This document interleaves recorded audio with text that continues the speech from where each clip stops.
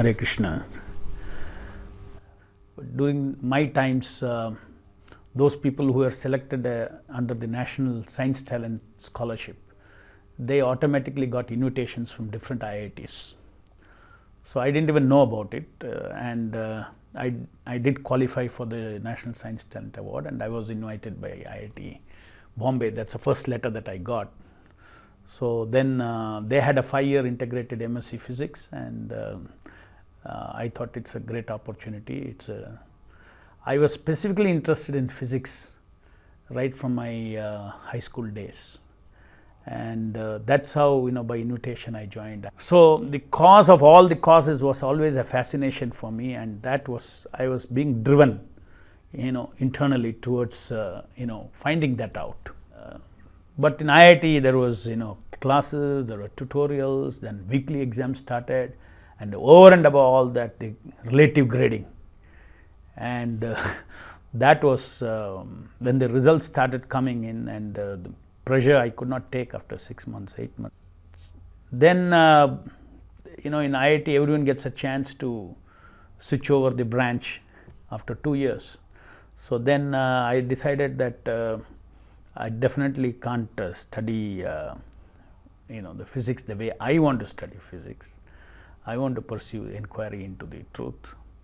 So I just decided I'd look for the most easiest, or least wanted branch was civil branch in those days. So I just took civil branch to have a more life of more freedom. The IIT library also had a very good section on philosophy.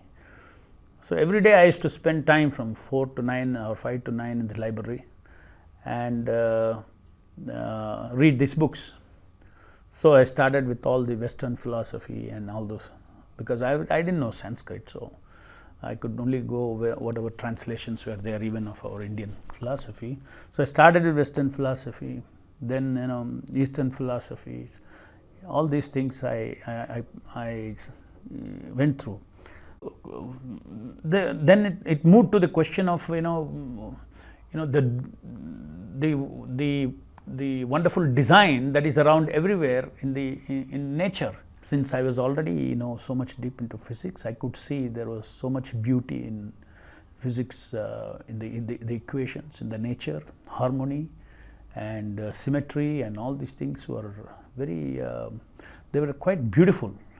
But one thing actually never struck me was, because this is a trap of both modern Western science as well as even the one school of thought in Indian philosophy. We start off with the presumption that ultimate absolute truth is not a person. He is not a person who can think, feel and will. Must be some force, must be some shapeless, formless, whatever it may be. Cannot, because we have assigned limitations to all these concepts. We have assigned limitations to form, name, etc.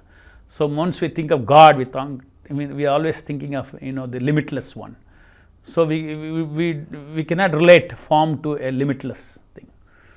And it was very so obviously you tend to think that the idea of God should be beyond having personal characteristics. So we thought, okay, now we're going to jump off the main building and going to commit suicide and put a suicide note too. Then we found a very interesting way of writing the suicide note. That day we had a test, weekly test, and on the answer paper we wrote down the whole story. We are committing suicide, we are jumping off the main building. And then that day after the test, I went to the library, and I was sitting in the library as usual, walking down the aisle and looking on both sides of the books. On the right side I had this books of Prabhupada. These were the books that of our founder Acharya Bhaktivedanta Swami Prabhupada. That book was titled Krishna.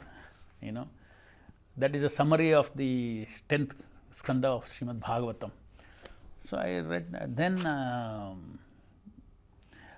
I read the first page. The most important thing that struck me was it said that the absolute truth is a person, and then it says absolute truth is a person who is limitless. And there it was, for me, I knew that this person, Prabhupada, is speaking. He knows the truth, and is not just giving me intellectual answers, but is actually speaking about the truth, what reality is. And this was immediately I had tears in my eyes, and I knew that what I was looking for all these years. Here is the field where I can explore. So once I decided that I'm going to take up this line in my life, I spoke to my parents. My father was a scientist in ISRO, and he was shocked. Hey, I didn't expect you to go to IIT and not do a job and just get out and do pursue your adventure. For him, it was it was my luxury. It was a luxury that I was taking up. But I really could see that there's nothing bottom line I was required for my family or anything. They were already well off. But my dad was not very happy about it. But within 2-3 years, initially I was in the same. I went and joined ISKCON in the same place in Trivandrum, and I started a lot of activities there. And within 3 years, a lot of good name in the society was coming. And as I said, my original question was how things work. So how this thing works, God helps those who help themselves. Practically I've seen, and that builds so much of confidence in you. First is, one is you're not doing for yourself. Second, you're doing for mankind, and then you know that God is with you. Just imagine the level of self-confidence and that you have. You don't feel a sense of limitation. You really go on working, and you see tremendous things happen. Just like the Akshaya Patra, we started with 1,500 children, and then at that time, many of the friends, our donors, one of the persons who came and triggered this Akshaya Patra program was Mohandas Pai of Infosys. So one day he came to my office, and he was sitting here, and he told me, Swamiji, you are doing excellent work. You have built this temple and everything, and then thousands are coming to this temple, and you are feeding them every day. This is great, Swamiji. But out there are lot of children who are in the school, and MGR started this program, and it made a tremendous difference in their lives. So he quoted the MGR's midday meal program. He said, Swamiji, why don't you add that dimension? What you are feeding people who are coming here. Why don't you go and feed the people who really need it? That people, especially in the case of Akshaya Patra, people say, oh my God, you're a great visionary. I said, no, somebody else had the vision. The Lord had the vision, and we had to become instruments in fulfilling that vision. And because I frankly know that I didn't have the vision ever to feed this number of children. We wanted to feed as many as possible, but not this. It's mind-boggling. Then automatically to create so many tons of food, I had to design a kitchen, and went ahead and designed a special kitchen for it. And we started feeding. Then somebody else came, one more vehicle. Then the press came, and by itself it went to about 5,000-6,000. It just took on, 6,000 children. And then in those days there was no midday meal program in Karnataka. It was talked of in the whole Bangalore city. 6,000 children are being fed by ISKCON. And I remember when it was just 15,000, I went before the Lord the deities, and then I was a little panicking, and then I said, finally, you apply your knowledge, no? So I said, okay, you are the Lord of the universe. What is there? I'm not doing it for myself. I mean, doing for the needy children. You are the Supreme Lord, you are Supreme Father. There could not be shortage of anything. So why should I worry? I should just carry on with my work. And you can see, it's just about 8 years back I said that, and today, we are sitting with the reality of feeding, 1.2 million children every day.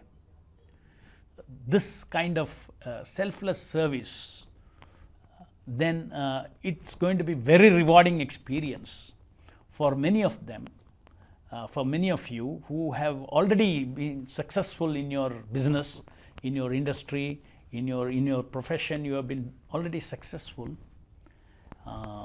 Okay, fine, that's a phase of life, and your life will be more complete if you give all that you learned, not only in IIT and everything else all these years, for the betterment of the rural India, so that the underprivileged, starting from children to the tribal population, what not, many of the IITians I have spoken to they do not know what's real India.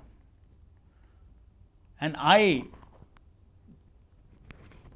assure you that the happiness that you would derive out of taking up this kind of a service, that pleasure you would have never experienced, and it's a new dimensional pleasure for you to do this kind of a service.